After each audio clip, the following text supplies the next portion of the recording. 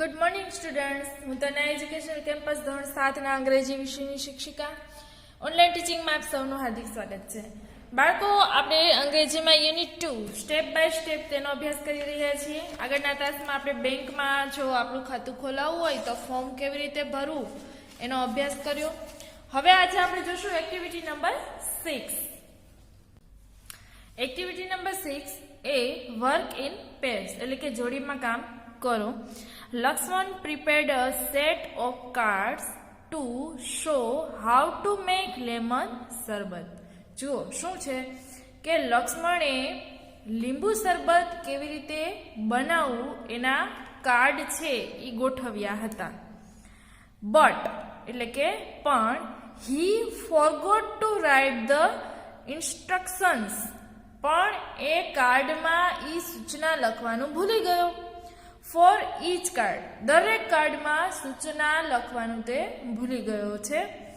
Write the instructions in the blanks, હવે ખાલી જગ્યામાં આપણે સૂચન લખવાનું છે. જો ચિત્ર દર્શાવે છે કે આમાં શું થઈ રહ્યું છે, પણ જે લક્ષ્મણ છે એમાં કાર્ડમાં વિગત લખવાનું ભૂલી ગયો. સૌથી પહેલું છે એમાં જુઓ મિક્સ લખ્યું છે અને ગ્લાસ છે, બરોબર, એમાં મિક્સ કરવાનું કામ થઈ રહ્યું છે. તો આપણે લખીશું નીચે સૂચન મિક્સ વેલ એટલે કે સારી રીતે ભેળવું. ત્યારબાદ એની નીચે છે સેકન્ડ, એમાં લખ્યું છે કટ. હવે એ શું કરે છે કટ, તો કે લેમન. હવે આપણે લખીશું એમાં કટ lemons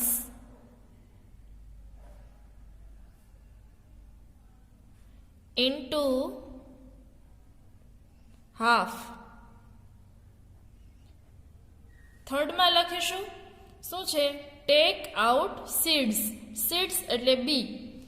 લીંબુ છે એને કટ અહીંયા કર્યા છે. આમાં શું દર્શાવે છે કે ગ્લાસ છે એમાંથી બી છે એ બહાર કાઢો એમ. તો આપણે લખીશું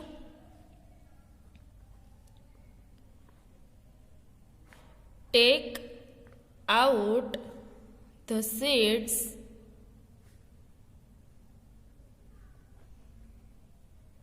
from the glass,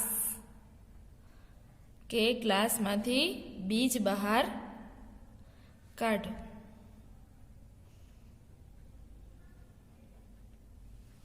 ત્યારબાદ પોર. શું લખ્યું છે અહીંયા, પોર એટલે કે નાખવું એમ, મિક્સ કરવું. તો આપણે લખીશું pour some water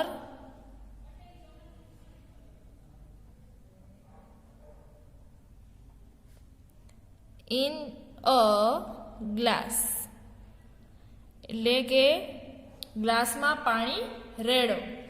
ત્યારબાદ જુઓ એડ, અહીંયા બોક્સમાં લખ્યું છે શુગર, બરાબર.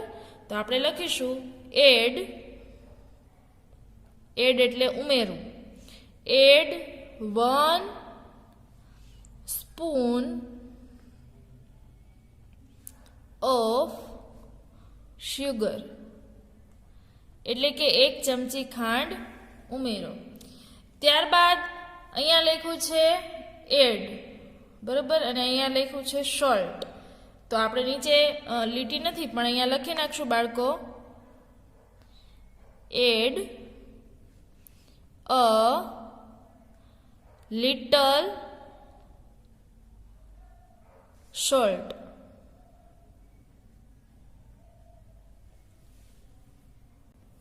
ત્યારબાદ છે સ્ક્વીઝ એટલે કે નીચોવું, બરાબર. તો લીંબુ છે એને કટ કરીને શું કરવાનું હોય, અંદર નીચોવાનું હોય એનો રસ. તો આપણે લખીશું squeeze each half piece into the glass.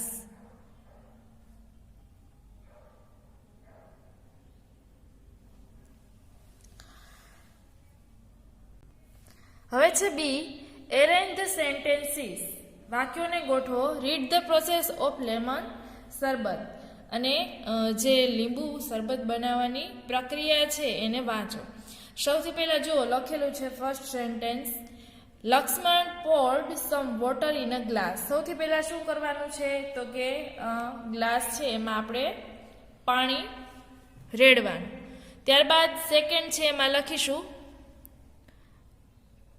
He cut the lemon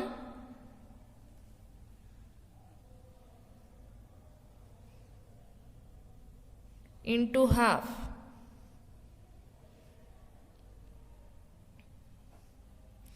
ત્યારબાદ થર્ડ લખીશું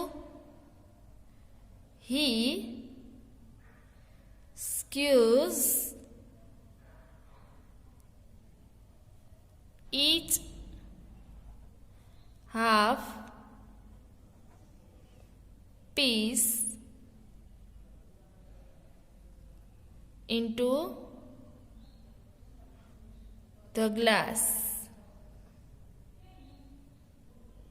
ફોર્થમાં લખીએ he took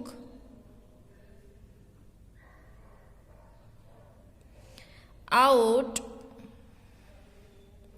the seeds from glass. અહીંયા લખીશું આપણે he added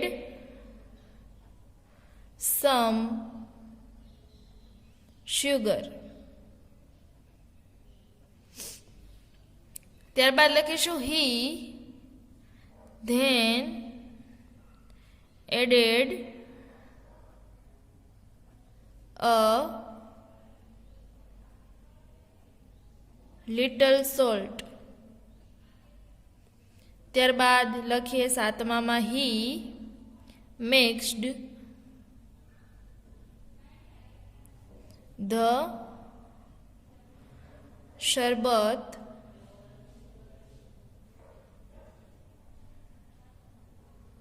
well. ત્યારબાદ જોઈએ C, answer the following questions, એટલે નીચેના પ્રશ્નોના જવાબ લખો. Question 1, what did Lakshman use to mix sugar, કે લક્ષ્મણ છે એ ખાંડને મિક્સ કરવા માટે શેનો ઉપયોગ કરશે? તો આપણે લખીશું Lakshman used a spoon to mix sugar, કે ચમચીનો ઉપયોગ કરશે. બરાબર.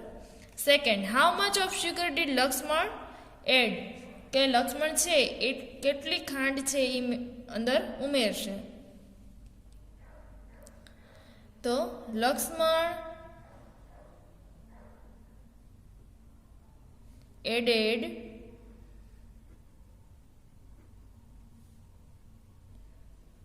1 spoon of sugar, કે એને 1 ચમચી ખાંડ ઉમેરી. ત્યારબાદ third, at what time did Lakshman use a spoon, કે લક્ષ્મણ છે એ કયા કયા સમયે ચમચીનો ઉપયોગ કર્યો હતો? તો આપણે લખીએ બાળકો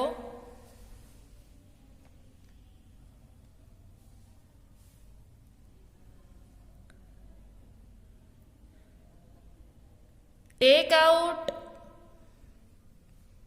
ધ સીડ્સ, એટલે કે જે બીજ છે એને બહાર કાઢવા. ત્યારબાદ 2, એડ શુગર, એટલે કે ખાંડ છે એને ઉમેરવા. ત્યારબાદ એડ સોલ્ટ,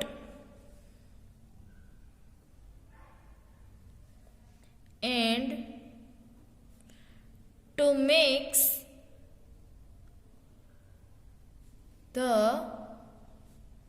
શરબત.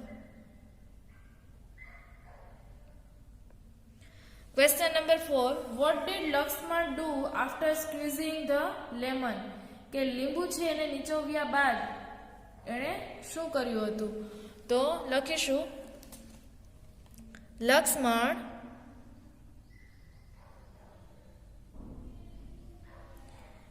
took out the seeds from the glass.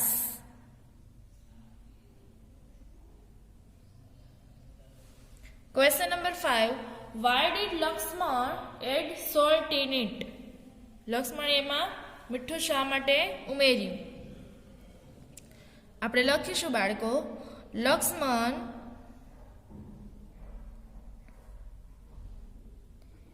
added salt for taste, એટલે કે સ્વાદ માટે. બરાબર.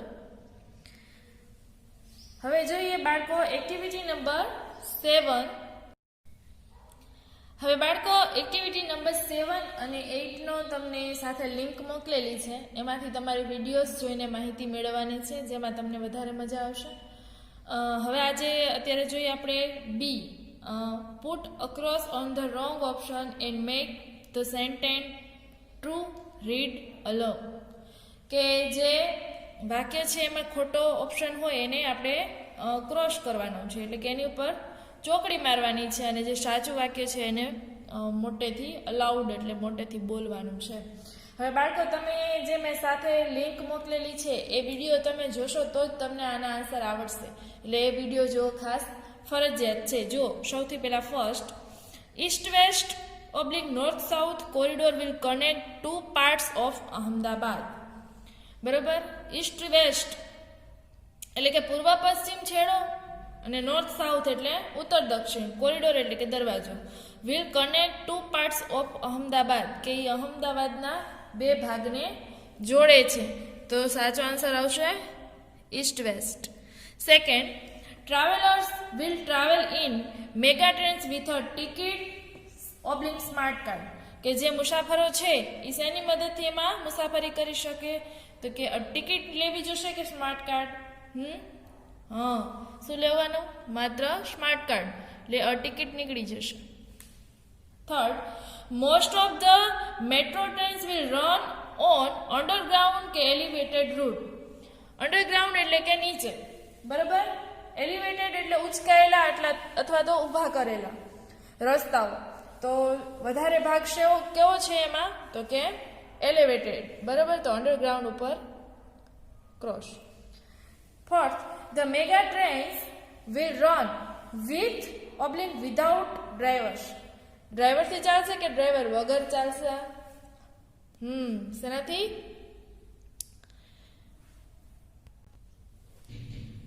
ડ્રાઈવર વગર. Fifth, the terminus for east west corridor will be Thaltej crossing કે કાલુપુર. તો આમાં શું આન્સર આવશે? થર્ટેજ ક્રોસિંગ. હવે જોઈએ બાળકો આગળ. C, answer the questions. પ્રશ્નોના જવાબ આપો. હવે પ્રશ્નોના જવાબ આપણે આમાં લખવાના છે, આમાં નથી લખવાના, બરોબર. ડાયરેક્ટ જોઈએ D. Former president of India doctor APJ Abdul Kalam will meet student at Mahatma Mandir on 15th January. You will reach Ahmedabad from your place. Which mega route will you take to reach Mahatma Mandir?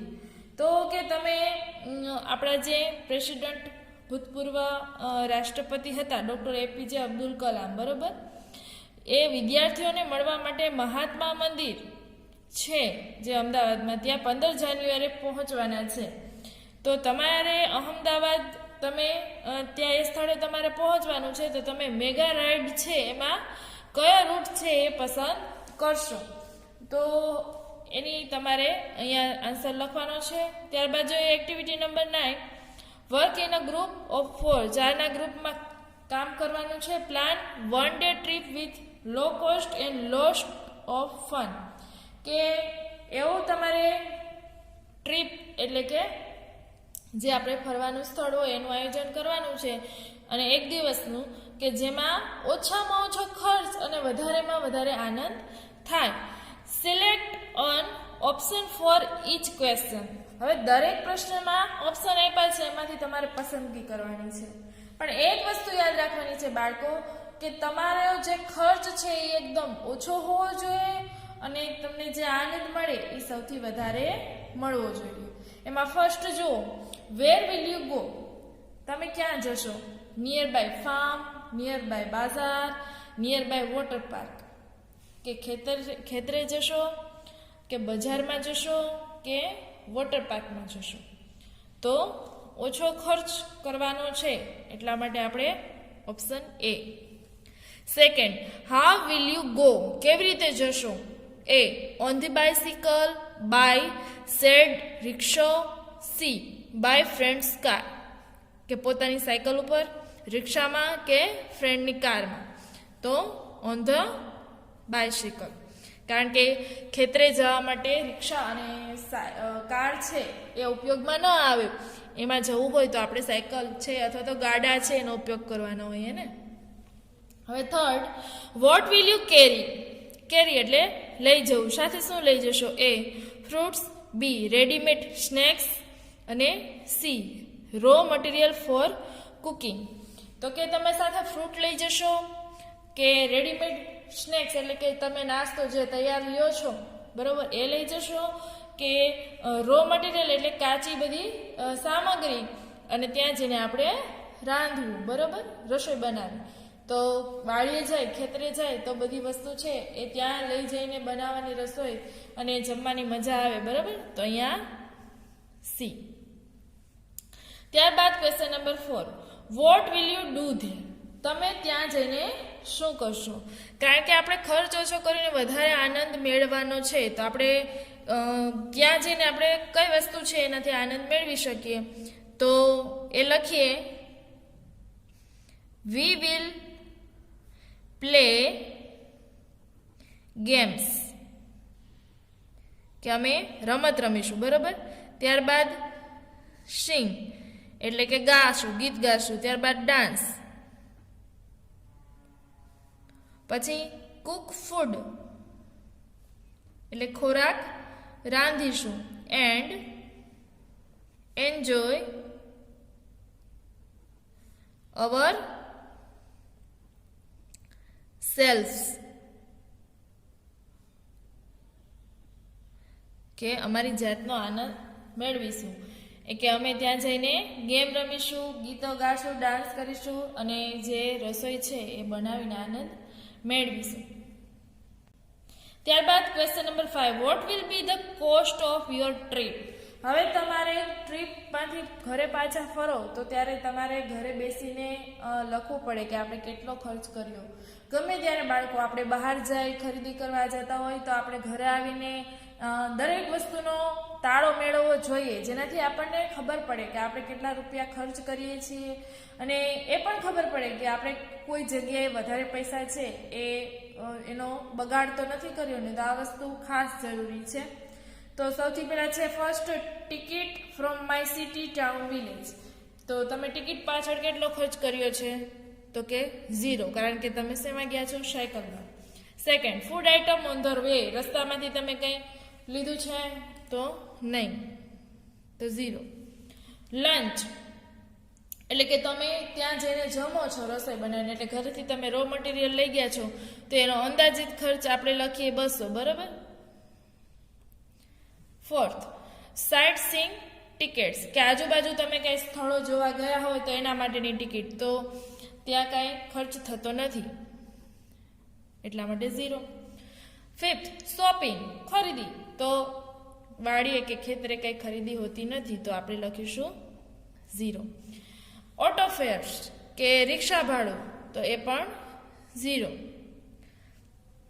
ત્યારબાદ છે મિસલનેસિવ expenses. મિસલનેસિવ એટલે કે પરચુરણ ખર્ચ, કે તમે કાંઈ બીજો ખર્ચ કર્યો હોય તો એ કેટલો છે? તો બીજો ખર્ચ માનો કે તમે કાંઈ નાસ્તો કે એવું કર્યું હોય તો એના 100 ગણી લઈએ. તો હવે ટોટલ કરીએ તો કેટલા રૂપિયા થશે? અહીંયા 300.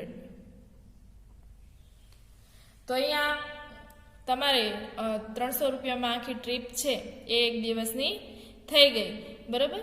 તો હવે અહીંયા આના ઉપરથી ખ્યાલ પડે આપણને કે આપણે કેવી રીતે બહાર જઈએ ત્યારે દરેક વસ્તુ છે એનો ઉપયોગ કરો અને પૈસાની બચત કેવી રીતે કરવી.